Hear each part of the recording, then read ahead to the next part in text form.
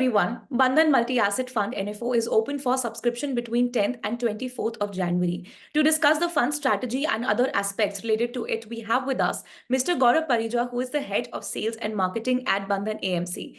Welcome, Mr. Gaurab. Thank you, Asta, and a big thanks to Upstox for having me on the show. All right, so we'll quickly start with the first question.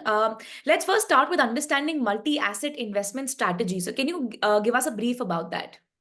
So before I get into what is a multi-asset allocation strategy, I think one of the questions we often get asked both by distribution partners and investor is, what is the secret sauce of creating wealth? And surprisingly, the answer lies in a very simple tenet. And there's actually been a study done by BHP in 1996, which proved that the key to creating wealth over the long run is getting your asset allocation right. To the extent of 92% of the returns comes if your asset allocation is right. The remaining two aspects being selection of stocks or funds, and lastly, timing.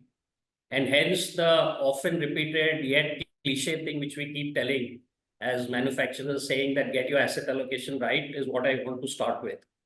Now, typically when we talk about asset allocation as investors, we've been used to talking about assets like equity, fixed income, real estate. But over a period of time, we have realized that as India gets globally aligned with other countries, asset allocation is now spreading across multiple other asset classes, which includes equity, domestic and international, fixed income, commodities playing an important part in asset allocation, which is between gold and silver. You've got arbitrage opportunities, and hence a multi-asset allocation strategy effectively means an asset allocation across geographies and asset allocation beyond equities and fixed income, which includes commodities as well. All right, with that, we come to the second question. You've been talking about multi-asset investment strategy. So can you list out the reasons why this strategy is beneficial compared to an equity-only strategy? So firstly, I think it's unfair to compare a multi-asset allocation strategy with an equity strategy, because we would want investors to first assess their risk profile, and depending on their risk profile, choose an underlying asset allocation or an equity-only strategy.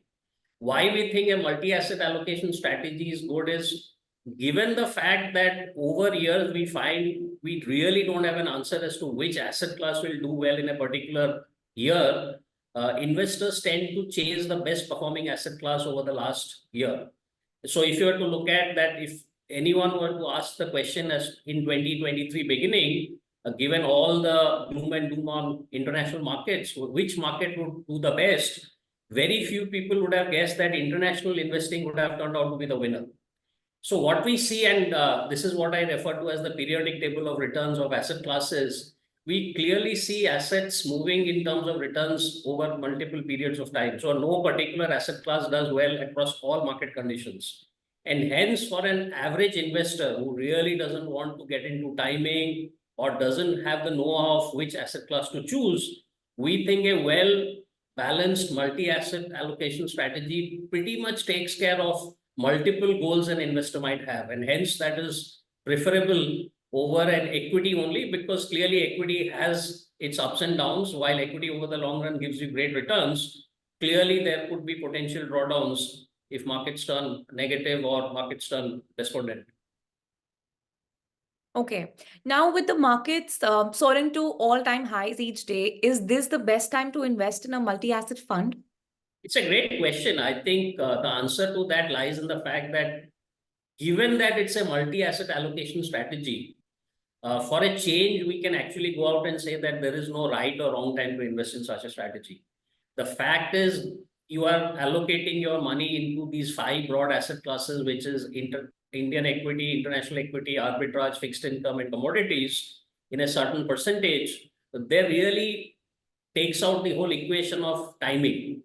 And that's why we think it's an evergreen strategy, well suited for a large majority of clients who want to move away from traditional fixed income or traditional sources of investing and get into the world of investing in equity and other asset classes. So clearly there is no right or wrong time. It's a evergreen strategy in my opinion.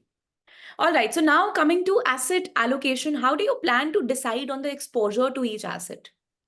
So the genesis of how we've planned our asset allocation lies in the question I had answered earlier in saying that we really do not know which asset class will do well in which market condition. So if the secret to creating wealth is to be invested across asset classes, we don't want to do a double guessing on how much each asset class should have. So what we've decided in the Bandhan Multi-Asset Fund is to follow a very static asset allocation where we would invest 50% into Indian equities. The Indian equities would be invested in a multi-cap strategy, which would effectively mean that at any given point of time, you would have 12.5% to large caps, 12.5% to mid caps, and 12.5% to small caps. The residual could be in any of the market cap segments. To make it tax efficient, we're going to allocate 15% to arbitrage. We intend giving an exposure to an international ETF, which will invest across US, developed and emerging markets to the tune of 15%. We will put money of investments of up to 10% in fixed income. And the way we run fixed income is Bandhan is to follow a very quality-oriented fixed income strategy. And the last 10% would be split 5% in gold ETF and 5% in silver ETF. Now, the way we would want to run this strategy is that every 6 months, we will rebalance the allocation to the stated 50% in Indian equity, 15 in arbitrage, 15 in international equity, 10 in fixed income, 5 in gold, 5 in silver.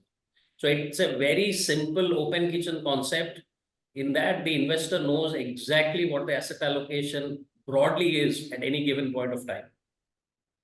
Understood. Okay, so how much part of a retail investor's overall portfolio can be allocated to this fund? Again, I think it's a very interesting question. For me to give a straight-jacketed answer is tough because we really don't know for what goal the investor is investing, what is his or her risk profile and all of that.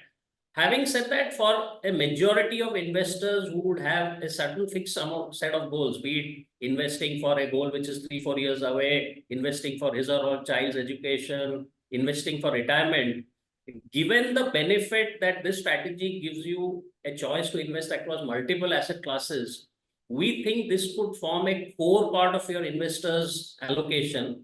And as and when the investor starts getting comfortable into each of the individual asset classes, he or she then could tactically overweight that asset class given his or her time horizon of investments. So this for me is the bulk of an investor's allocation, and the residual can come in tactical allocation into the other asset classes.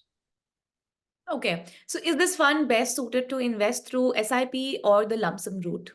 Actually, this fund is best suited for lump sum because the whole reason of doing an SIP is when you invest in a particular asset classes, we don't know how the asset class is going to do, and hence you want to average out. But the fact remains that in this strategy, given that you are already averaging out across 5 asset classes, this is a great fund to do a lump sum. Having said that, please remember SIP and lump sum is a question which gets intertwined. SIP is a way to invest. Not everyone would have a large amount of money to invest lump sum. SIP is something you do like after you get your salary on a monthly basis, you invest on a monthly basis. So if you cannot have a large lump sum, it is not that you should not look at an SIP in a multi-asset, but between lump sum and SIP, lump sum is a great way to go about in this fund. Okay, coming to the final question, what is the time horizon to maximize the returns for this fund, and what kind of investor is suitable for in terms of the risk? Now, clearly, given the fact that while it's a multi-asset allocation strategy, the bulk of the assets, around 65% is in equities, both Indian and domestic, we would clearly want people to take at least a 5-year plus horizon in investing in this strategy. Clearly, the fact remains that the question we keep getting is what should we do for 3 to 5 years? And one thing we push back is saying that you need to create portfolios which are not 5 to 10 years, but 20, 30 years, given the longevity of each one's lives. So this clearly is a 5-year plus strategy. From a risk profile perspective, I think it could be a moderate investor to also look at this strategy because it takes the high risk potential of a pure equity strategy out by cushioning you with arbitrage, fixed income and commodities. So even a moderate risk investor with a fairly decent time horizon of 3 to 5 years plus could consider this strategy. All right, got it. Understood. Thank you so much, sir, for joining in. All the very best for the NFO, and we wish you a very happy new year. Thank you, and wish Upstox and the entire family of Upstox the same. Investment in securities market are subject to market risks. Read all the related documents carefully before investing.